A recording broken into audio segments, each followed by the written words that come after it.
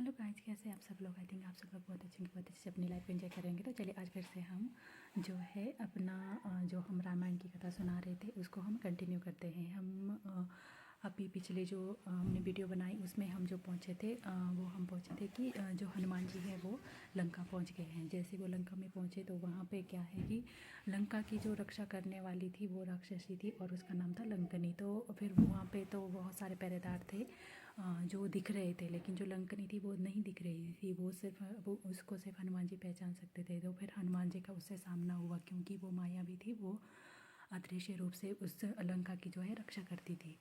और लंकनी की मैं आपको स्टोरी सुनाती हूँ कि लंकनी जो थी वो क्यों लंका की रक्षा करती थी। क्योंकि पहले जो लंका थी वो रावण के भाई कुबेर के पास थी, तो उन्होंने लंका की रक्षा के लिए जो है लंकनी को रखा हुआ था। तो फिर वो जब रावण के पास लंका आई तब रावण के साथ ही रहने लगी। तो फिर लंकनी ने पहले मना किया था कि वो लंका की रक्षा नहीं करेंगे, क्योंकि अब रावण जो है वो राक्षस है और राक्षस के लिए वो लंका की रक्षा नहीं करेगी। लेकिन ब्रह्मा जी ने उसको वरदान दिया था कि जब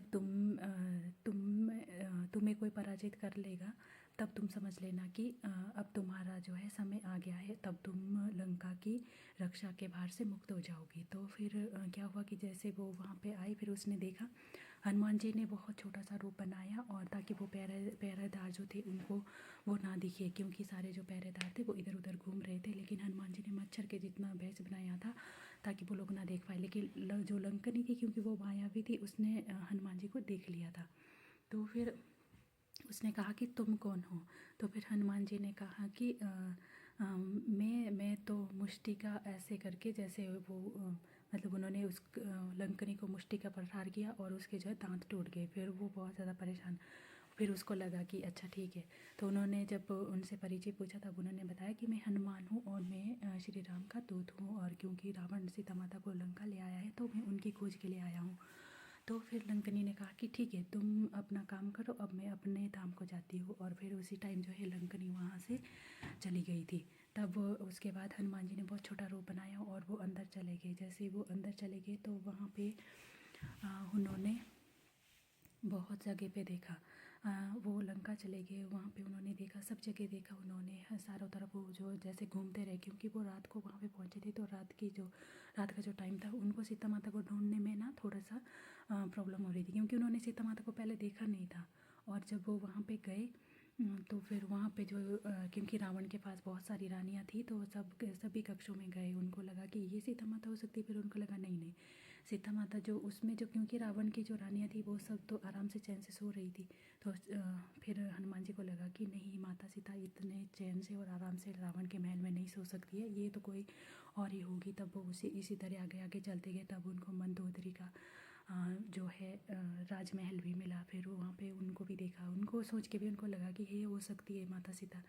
लेकिन फिर उनको लगा कि नहीं, ये भी बड़े मज़े से और आराम से सो रही है, तो ये माता सीता नहीं हो सकती है, ये तो पूरे श्रृंगार और आभूषण में है, तो माता सीता तो अभी वनवास के वेश में है, तो ये माता सीता नहीं हो सकती है। फिर इस तरह वो आगे आगे चले गए। जब वो पूरे उन्होंने रावण को भी देखा सोते हुए से, जब वो रावण सो रहा था तब उनको लग रहा था कि अभी मैं इसी समय इसको मार दूँ। लेकिन फिर उनको था कि नहीं, मेरे प्रभु की आज्ञा नहीं है, नहीं तो मैं रावण को अभी इसी वक्त मार देता।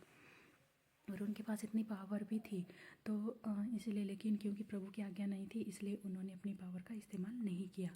तो फिर ये मर्यादा होती है। जब हमारे पास बेशक जितनी मर्जी पावर है, लेकिन अगर हमारा कोई बड़ा, हमारा कोई गुरुजन जिनको हम रिस्पेक्ट करते हैं, उनकी आज्ञा के बगैर हम अपनी शक्ति का प्रदर्शन करते हैं, तो ये कहीं ना कहीं जो है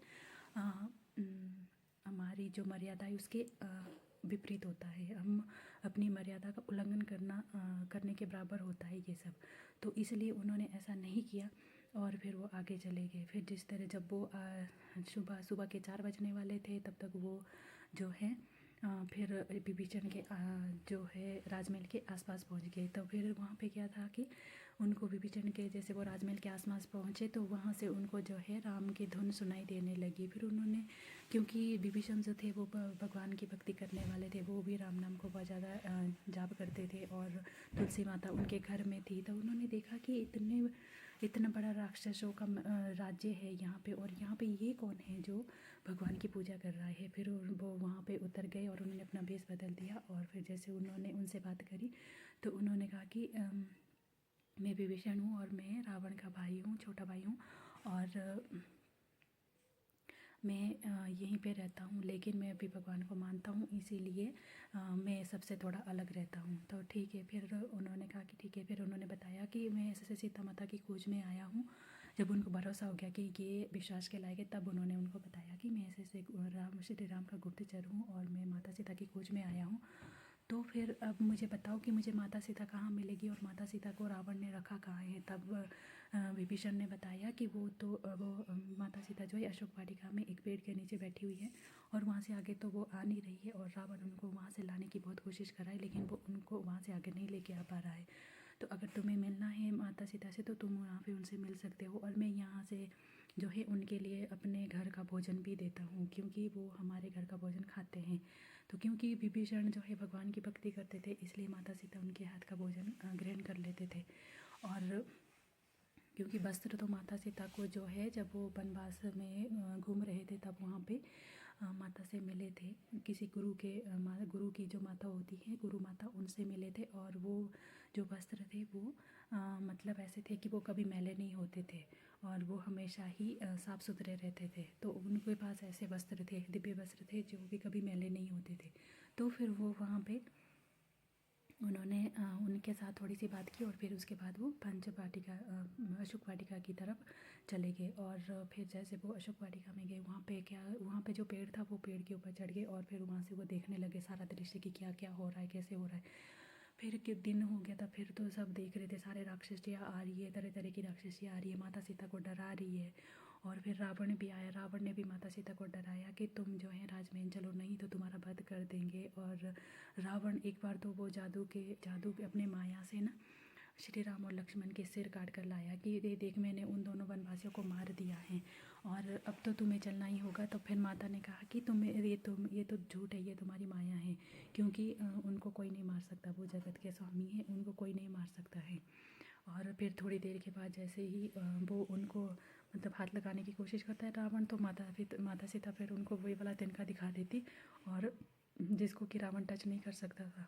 और फिर वो वहाँ से दूर चला जाता था। फिर बाद में वो जो सर कटे हुए थे, पहले तो माता सीता भी बहुत ज़्यादा परेशान हुई और रोने लगी, लेकिन बाद में फिर जो है जब वहाँ पे त्रिजटा आई, तब उसने माता को तब इशारा किया कि ये जो है सही नहीं है। तब फिर माता ने, फिर जब वो राक्षस वहाँ से चले गए थे, सारे रावण चला गया था, तब त्रिजटा माता ने उनको बताया कि ये सब रावण की माया है, तुम इससे दुखी मत होया करो और उनको कोई नहीं मार सकता है।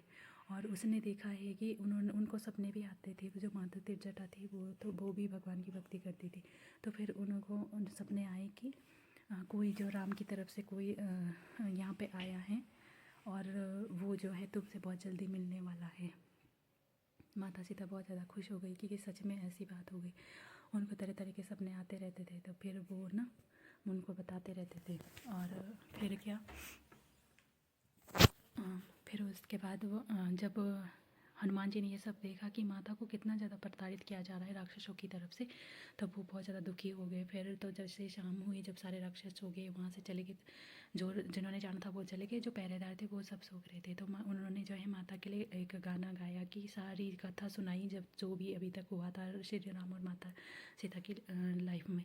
तो उन्होंने वो सारी कथा सुनाई और बाद में जो है उनकी गोद में अंगूठी फेंक दी, जो वो वाली मुद्रिका थी, वो जो उन्होंने श्री राम को पहनाई थी।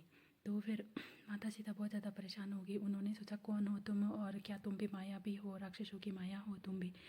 तो अगर तुम कोई सच में हो मेरे चाहने वाले, तो या मुझे जो जानते हो, मेरे हितैषी हो, तो तुम मेरे सामने क्यों नहीं आते? तब फिर एकदम से जो है हनुमान जी ने वहाँ से छलांग लगाई और फिर वो माता के सामने आ गए और उन्होंने अपना रूप थोड़ा छोटा बनाया। तो फिर उन्होंने कहा कि तुम कौन हो और तुम ही ये सब मुझे जो है गीत सुना रहे थे। उन्होंने कहा कि हाँ जी माता, मैं ही हूँ, मैं श्री राम का दूत हूँ। माता ने मना कर दिया, क्योंकि उनको तरह तरह के राक्षसों ने बहुत सारे मायावी चीज़ें दिखा दी थी। उनको भरोसा नहीं हो रहा था कि, उनको लगा कि ये भी माया भी है, ये भी कोई उनकी माया है। तो फिर इसलिए वो बहुत ज़्यादा मतलब परेशान हो गई। फिर उन्होंने कहा कि माता आप जो है, फिर उन्होंने बोला कि आपको पता है माता कि आप जो है सुबह उठ के सबसे पहले प्रभु के चरणों में अपना पल्लू लगा के उनके चरण रज लेते थे। तो फिर उन्होंने कहा कि हाँ ये बात तो बिल्कुल ठीक है। और तब उन्होंने कहा कि अच्छा तुम सच में आए हो वहाँ से, क्योंकि ये बात किसी को पता नहीं थी, ये सिर्फ प्रभु को पता थी और किसी को पता नहीं थी। तो फिर तब उनको भरोसा हो गया। तब उन्होंने कहा कि तुम इतने छोटे हो, तुम तो एक साधारण से बानर हो, तुम कैसे राक्षसों का सामना करोगे, तुम यहाँ तक आए कैसे, आगे कैसे जाओगे। माता ने सोचा। फिर हनुमान जी ने माता को अपना बड़ा रूप दिखाया, अपना विराट रूप, कि वो कुछ भी कर सकते हैं, उनको डरने की ज़रूरत नहीं है। तो फिर तब माता को तसल्ली हो गई। फिर माता ने कहा कि प्रभु से कहो कि वो इतना विलम्ब क्यों कर रहे हैं, वो इतने टाइम तक। जब वो तो जब एक बार कौवे ने उनको चोंच मार दी थी, तो उसको पूरे जो मतलब चारों दिशाओं में उसको कहीं पे भी नहीं छोड़ा था भगवान ने, तीनों लोगों और चारों दिशाओं में कहीं पे नहीं छोड़ा था। और बाद में जो है उस बाण को जो है मतलब किसी पर्वत पे मारना पड़ा, जब उसने क्षमा मांगी उनके चरणों में आके, तब जाके उसको क्षमा किया। तो फिर रावण उनको उठा के ले आए। तो फिर वो अभी चुप क्यों हैं, वो कुछ कर क्यों नहीं रहे। फिर उन्होंने हनुमान जी ने कहा कि माता वो चुप नहीं हैं, वो भी कर रहे हैं, वो अभी जो है हाँ हमें उन्होंने यहाँ तक भेजा, वो आपका पता नहीं था। तो अब हम थोड़ा सा भी विलम्ब नहीं करेंगे, जैसे ही हम वहाँ प्रभु के पास आपकी खबर लेके जाएंगे, तो हम जो है जल्दी वापस आ जाएंगे आपको लेने के लिए, और राक्षसों का सारा वध करके फिर हम आपको यहाँ से ले जाएंगे। तो फिर ठीक है। तो फिर हनुमान जी ने कहा कि माता मुझे भूख लगी है, तो मैं भोजन करना चाहता हूँ। माता ने कहा कि ठीक है तुम भोजन कर लो, लेकिन राक्षसों से बच के, वो बहुत ज़्यादा खूंखार राक्षस है, वो कहीं तुम्हें परेशान ना करे। फिर उन्होंने कहा कि ठीक है माता। फिर वो चले गए। फिर वो अशोक वाटिका में उनके जो है वृक्ष उखाड़ने लगे और फल खाने लगे। और फिर ये देखकर राक्षस आए, फिर उनसे लड़ने लगे राक्षस बहुत ज़्यादा। फिर उनका जो सबसे छोटा, रावण का जो सबसे छोटा बेटा था, वो अक्षय कुमार था, वो आया। फिर वो युद्ध करने लगा, उसको भी उन्होंने मार दिया। फिर उसके बाद तो और भी राक्षस आए, उनको भी मार दिया। सबसे लास्ट में जो है इंद्रजीत आया। फिर मेघनाथ जो था उसका नाम इंद्रजीत था। तो फिर उसको इंद्रजीत बोलते थे, क्योंकि उसने शायद इंद्र को पे विजय प्राप्त की होगी, इसीलिए उसका नाम इंद्रजीत था। तो फिर जैसे ही इंद्रजीत आया, फिर तो उसने जो है बहुत ज़्यादा मतलब बहुत ज़्यादा उसने अपने शक्ति का प्रयोग किया, लेकिन वो भी हनुमान जी को हरा नहीं पाया। लास्ट में जाके उसने जो है ब्रह्मास्त्र का उपयोग किया उनको बांधने के लिए। फिर उसमें भी हनुमान जी ने खुद ही बंधना स्वीकार किया, और उन्होंने हाथ जोड़े और वो उसमें बंध गए। फिर वो बांध के ले गए उनको वहाँ से, और बहुत ज़्यादा ऐसे जय जयकार करने लगे कि इंद्रजीत ने जो है रावण को मतलब हनुमान को जो है बांध लिया है, और उसको लेकर वो जो है लंका आ रहे हैं। तो फिर जैसे वो उसको लेके आए वहाँ पे, फिर रावण से मुलाकात हुई। रावण से उन्होंने कहा कि तुम जो है माता सीता को वापस लौटा दो, नहीं तो तुम्हारा बहुत बुरा हाल होगा। फिर उन्होंने कहा कि फिर तो उन्होंने बहुत ज़्यादा उनकी मतलब बहुत ज़्यादा ऐसी बहस चली आपस में। और जैसे ही हनुमान जी अंदर गए वहाँ पे, तो उन्होंने देखा, उनकी नज़र पड़ी तो सारे जो वहाँ पे नवग्रह देवता थे वो वहाँ पे बंधे हुए थे, सारे देवी देवता सब थे बंधे हुए। तो सब ने उन्होंने मनी मन सबको प्रणाम किया, सब ने उनको प्रणाम किया। और फिर जो है जैसे वो वहाँ पे गए, तो फिर जो उनको जंजीर लगी थी उसकी वजह से, तब जब वो सब लोग जो है उनको ऐसे परेशान करने लगे, तो उन्होंने जो उसको उनके सामने मतलब ऐसे, जैसे वो जंजीर से जब बंधे हुए थे, तब फिर वो उसी में रह रहे थे, और फिर उसी में है जो है उन्होंने उनको मुक्त भी करा दिया था। उनकी वजह से ही जो सारे नगरे थे वो उनकी वजह से ही मुक्त हो गए थे वहाँ से, क्योंकि जो वो था, क्या बोलते हैं उसको, रावण था। रावण ने शनिदेव को तो अपने पैरों के नीचे रखा हुआ था, इतना ज़्यादा खतरनाक था वो। उसने सारे ग्रहों को वहाँ पे बांध दिया था, ताकि जो कोई भी ग्रह उनके खिलाफ उल्टी चाल ना चले। लेकिन वो तो समय होता है ना, समय तो अपनी गति से चलता है, समय तो चलता रहता है, समय किसी का भी इंतज़ार नहीं करता है। हम चाहे कुछ भी कर रहे हैं, जो चीज़ गलत है वो तो गलत ही है, चाहे कुछ भी कर लो। तो फिर उसके बाद क्या हुआ कि सब लोग बोलने लगे कि इसका वध कर दो। रावण ने कहा कि इसका वध कर दो, और फिर उसके बाद विभीषण ने कहा कि नहीं भैया, आप इसका ये गुप्तचर है, आप इसका वध नहीं कर सकते, ये नीति के विरुद्ध हो जाएगा, लेकिन आप इसको कोई सज़ा दे सकते हैं। जैसे कि वो बंदर है, बंदरों को अपनी पूँछ बहुत ज़्यादा प्यारी होती है, तो आप इसकी पूँछ में आग लगा दीजिए। अपनी जली पूँछ लेकर अपने स्वामी के पास जाएगा, तो फिर इसको खुद पे शर्म आने लगेगी। तो फिर इस तरह से जो है वहाँ पर निर्णय हुआ कि अब इस तरह से इसको सज़ा दे दी जाएगी। तो फिर पहले तो किसी ने बात नहीं मानी विभीषण की, लेकिन फिर जो है उनका जो गुप्तचर थे, मतलब उनके जो मंत्री थे, फिर उन्होंने भी सही समझा कि हाँ ये बात ठीक है, गुप्तचर को मारना ठीक नहीं होता है, क्योंकि हमारे भी गुप्तचर जाएंगे वहाँ पे उनके इसमें उनके शिविर में, तो फिर हमारे गुप्तचर को भी नहीं मारा जाएगा। तो फिर बातें हो गई कि अब जो है हनुमान जी की पूंछ में आग लगा दी जाएगी। फिर उनको बाहर ले जाया गया और जो जंजीर में वो बंधे थे वो उसी में बंधे रह गए। और फिर वहाँ पे जो है सारी पूरी लंका नगरी में उनको घुमा लिया गया। सबको सारे बानर बहुत ज़्यादा हंस रहे थे और पूरी लंका से कपड़ा और तेल इकट्ठा किया गया। फिर उनकी पूंछ में लपेट के क्योंकि वो अपनी पूंछ और ज़्यादा लंबी करते जा रहे थे। उनका कपड़ा जो तेल है वो कम पड़ते जा रहा था, क्योंकि वो तो हनुमान जी थे, वो माया भी थे, तो फिर वो अपनी माया का खेल दिखा रहे थे। और सारे जो लंका वासी थे वो उन पे हंसते जा रहे थे कि उनको तो मतलब एक खेल जैसा लग रहा था कि भाई ये सब क्या है। और फिर सब सारे राक्षस हंस रहे थे उनके ऊपर। तो फिर उन्होंने ऐसे इस तरह बहुत ज़्यादा लंबी करी अपनी पूंछ। बाद में फिर जब उनके पास तेल और कपड़ा थोड़ा ख़त्म हो गया, तब उसके बाद उन्होंने आग लगाई। तो जैसे उन्होंने आग लगाई तो फिर वो जो है पूरी लंका में इधर से उधर उन्होंने सब जगह सारा जला दिया। उनके जो अस्त्र शस्त्र के भंडार थे वो सब जला दिए और बहुत सारे राक्षसों के महल जला दिए। और उनमें से विभीषण का महल जो है वो बच गया। फिर वहाँ से भी सबने ये सोचा कि इसका महल कैसे बच गया, ये इसी का खेल है। और जब उन्होंने बहुत जगह आग लगा दी, फिर उसके बाद जो है उन्होंने समुद्र में छलांग लगाई समुद्र में, और उन्होंने अपनी अग्नि को शांत कर दिया। फिर उधर माता सीता को जैसे पता चला कि हनुमान की पूंछ में आग लगा रहे, तो फिर उन्होंने अग्निदेव से प्रार्थना की कि हे अग्निदेव, आप मेरे पुत्र के लिए शीतल हो जाइए, उसको इतनी थोड़ी सी भी हानि नहीं होनी चाहिए। इसलिए माता के आशीर्वाद से, उनकी प्रेयर से जो है हनुमान जी को कहीं भी कोई चोट नहीं लगी उस आग की वजह से। और फिर वो वहाँ से जो है वापस माता के पास आ गए। और फिर उन्होंने जो है ये हनुमान जी ने उसमें पानी में छलांग लगाई। और फिर उसके बाद वो जो है वापस ही आ गए वहाँ से, और फिर समुंदर के किनारे पे आ गए। और फिर सब लोग वहाँ से जय जयकार करते हुए श्री राम के पास आए। फिर जैसे वो श्री राम के पास आए तो फिर उनको लगा कि अच्छा ये लोग आ गए, तो अब मतलब खुशखबरी है, इनको माता सीता का पता चल गया। फिर जैसे ही वो वहाँ पे पहुँचे, फिर तो मतलब श्री राम तो इतने ज़्यादा खुश हुए उनसे कि मतलब तुम मेरे जो है भरत के समान प्यारे भाई हो, और तुमने मतलब मुझे सीता का पता ला के दिया, तुमने मेरे लिए कितना बड़ा उपकार किया है। और बहुत ज़्यादा उनसे प्यार किया। फिर उन्होंने बताया कि माता जो बहुत ज़्यादा अधीर हो रही थी, वो बहुत ज़्यादा व्याकुल हो रही थी कि आप मुझे छुड़ा क्यों नहीं रहे इस राक्षस के चंगुल से। और आप जितना ज़्यादा, अगर आप 2 महीने का टाइम दिया था रावण ने माता सीता को कि तुम 2 महीने का टाइम है तुम्हारे पास, अगर तुम यहाँ से अच्छे से मतलब प्यार से तुम आती हो राजमहल में तो ठीक है, नहीं आती हो तो मैं तुम्हारा सर काट के जो है वो राक्षसों को तुम्हारे टुकड़े टुकड़े करके खिला दूँगा। तो ऐसे करके जब उन्होंने कहा तो फिर 2 महीने का टाइम था उनके पास।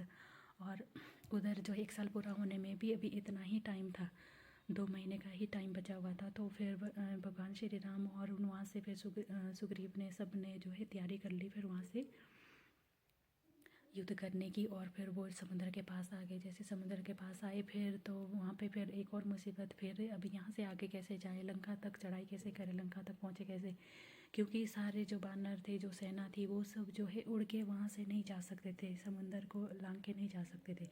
तो फिर उन्होंने जो है समुंदर के किनारे उन्होंने पहले शिवलिंग बनाया, फिर वहाँ पे शिव जी की पूजा करी। फिर उसके बाद जो है भगवान भोलेनाथ ने उनको आशीर्वाद दिया कि आप विजयी होंगे और आप जो है समुंदर से कोई रास्ता मांगिए। फिर उन्होंने समुंदर को प्रकट करने के समुंदर के लिए प्रेयर की। 3 दिन हो गए समुंदर सामने ही ना आए। फिर उनको गुस्सा आ गया कि तुम जो है अपने आप को ज़्यादा बड़ा समझ रहे हो। और फिर उन्होंने जो है धनुष बाण उठा लिया और बाण से वो उसका पानी सोखने लगे। फिर जाके समुंदर आया त्राहिमाम करता हुआ। फिर समुंदर ने कहा कि प्रभु आप ऐसा मत करिए, मुझे क्षमा कर दीजिए। और फिर जो वो बाण था उसका क्या करे, फिर उसको जो है किसी पर्वत पे फेंक दिया था, क्योंकि वो जो एक पर्वत था वो जो शायद वो श्रापित था या कुछ ऐसा था। फिर उस पर उस बाण को जो है फेंक दिया था, क्योंकि प्रभु श्री राम के तुणी से जो एक बार बाण निकल जाता था उसको जो है रोकना फिर असंभव था, उसको जो है उनको छोड़ना ही पड़ता था। तो इस वजह से फिर समुद्र ने कहा कि प्रभु आप जो है इसके ऊपर पुल बनाइए, और पुल से जो है सारी सेना आपकी आराम से जा पाएगी। तो फिर उसके बाद क्या हुआ कि उन्होंने स्टार्ट कर दिया। फिर सारे बानर और सब जो है भालू बानर सब जो है पुल बनाने में तैयारी करने लगे। और उसमें सब लोग उनके पास पत्थर लाते जा रहे थे। और नल और नील जो थे उनको बताया कि उनके पास ऐसी पावर है कि वो जो पानी के ऊपर जो भी चीज़ रखेंगे वो तैरेगी। उनके पास ऐसी शक्ति थी, इसलिए उन दोनों को ये कार्य दिया गया कि वो दोनों जो हैं पुल में पानी में जो है पत्थर रखेंगे और फिर वो श्री राम जो हनुमान थे वो सारे पत्थरों में जय श्री राम लिखते जा रहे थे, जय श्री राम, और नल और नील जो हैं वो आगे पुल बनाते जा रहे थे। और जैसे ही वो पानी पे पत्थर रख रहे थे वो सारे पत्थर जो है तैर रहे थे और फिर वहाँ पे जो है पुल अच्छा खासा पुल बन गया और फिर उन्होंने उनका पुल जो है तैयार हो गया। फिर जब वो पुल तैयार हो गया फिर उसके ऊपर से सेना जाने लगी। फिर वो उसके बाद जो है लंका पहुंच गए। लंका पहुंचते ही जैसे ही माता सीता को पता चला कि अब प्रभु श्री राम जो है लंका में पहुंच गए हैं, तब वो बहुत ज़्यादा खुश हो गई। और त्रिजटा ने कहा कि मुझे ऐसा सपना आया कि लंका पूरी जो लंका है वो ख़त्म हो गई है और रावण का वध हो गया है। और इस तरह से उनको सपने ऐसे आते रहते थे। इस तरह भी माता सीता को तसल्ली मिलती थी, उनको लगता था कि उनके सपने सच हो जाएंगे। फिर माता सीता बहुत ज़्यादा खुश हो गई, लेकिन उनको एक डर भी था, वे भी था कि अब ये जो युद्ध हो रहा है इसमें पता नहीं कितने लोगों की जानें जाएंगी, कितने लोगों का नुकसान होगा, ये भी था। तो फिर लेकिन एक तसल्ली थी कि अगर प्रभु है साथ में तो सब ठीक हो जाएगा। तो फिर इस तरह से वो जो है माता से, दुर्गा माता से प्रेयर करने लगी कि उनके पति की जो विजय हो, इसी तरह से। और तब फिर उसके बाद जो है फिर उन्होंने युद्ध के लिए, फिर युद्ध तो अभी स्टार्ट नहीं हुआ था, फिर वहाँ से उन्होंने फिर से अंगद को भेजा कि रावण को तुम जो है एक बार संधि के लिए बोलो, अगर वो शांति से जो है सीता को लौटा देता है तो हम उससे जो है कुछ नहीं कहेंगे, हम यहाँ से वापस लौट जाएंगे। तो फिर जैसे ही अंगद वहाँ पे गए तो उन्होंने उनको आसन नहीं दिया, इसीलिए अंगद को गुस्सा आया बहुत ज़्यादा और उन्होंने अपनी पूंछ का आसन बनाया और रावण से भी ऊँचा आसन बना दिया और फिर वो वहाँ पे बैठ गए। फिर जैसे उनको पता चला कि रावण जो है, अंगद जो है बाली का बेटा है, तो वो उसको उनके खिलाफ़ करने लगे कि जिसने तुम्हारे पिता को मार दिया तुम उन्हीं शत्रुओं का साथ दे रहे हो। और फिर लेकिन अंगद ने कहा कि मुझे पता है मुझे किसके साथ रहना और किसके साथ नहीं रहना, मेरे पिता ने ही मुझे खुद इनके साथ रहने के लिए आदेश दिया है और उन्होंने मुझसे वचन भी लिया है कि मैं उनका जो है साथ दूँ उनके कार्य में। और फिर तुम किस मित्र की बात कर रहे हो, वो वाले मित्र, उन्होंने ये भी बताया रावण को कि तुम वो वाले मित्र की बात कर रहे हो जिन्होंने तुम्हें 6 महीने तक अपनी कांच के नीचे रखा था, मतलब अपनी बाजू के नीचे रखा था। तो फिर रावण को वहाँ पे थोड़ी शर्म आई और फिर उसके बाद जो है अंगद ने अपना वहाँ पे प्रताप दिखाना स्टार्ट कर दिया, क्योंकि अंगद जो थे वो बहुत ज़्यादा वो भी बलशाली थे। फिर उन्होंने क्या शर्त रखी कि अगर वो उनके रावण के जो सेना थी ना उनका कितना बल है इसका था लेना चाहते थे। फिर इसलिए वो जो वहाँ पे उन्होंने एक शर्त रखी कि अगर कोई भी योद्धा मेरा पैर हिलाने में अगर सक्षम हुआ तो मैं फिर राम का साथ त्याग दूंगा और तुम्हारे साथ आ जाऊंगा। तो फिर इस तरह से सारे योद्धा ने, उन्होंने बस अपना पैर गाड़ दिया एक और फिर ऐसे खड़े हो गए सीधे हो गए। बहुत सारे योद्धा आए, सब ने उनको ट्राई किया लेकिन कोई भी उनका पैर हिला नहीं पाया। लास्ट में आकर फिर रावण आया, रावण जैसे ही झुकने लगा तो अंगद ने अपना पैर हटाया और उसका जो मुकुट था वो उठा के जो है बाहर फेंक दिया और वो वहाँ पे चला गया भगवान के पास।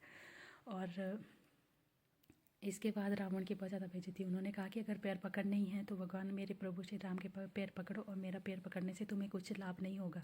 और जैसे वो उनको पकड़ने के लिए सब दौड़े उनको मारने के लिए, वो वहाँ से उड़ के बाहर चले गए और फिर वो वापस वहाँ पे श्री राम के पास पहुँच गए। तो आज के लिए मैं आपको इतनी स्टोरी सुनाती हूँ, कल मैं इससे आगे की आपको स्टोरी सुनाती हूँ। अगर आपको मेरी वीडियो थोड़ी भी अच्छी लगे तो प्लीज़ लाइक कर देना, शेयर कर देना और कमेंट भी कर देना और मेरे चैनल को सब्सक्राइब भी कर देना। और जिन्होंने मेरे चैनल को सब्सक्राइब किया हुआ उनको दिल से थैंक यू। आप हमेशा हैप्पी रहिए, आगे बढ़ते रहिए और अपनी लाइफ को एंजॉय करिए। जय श्री राम।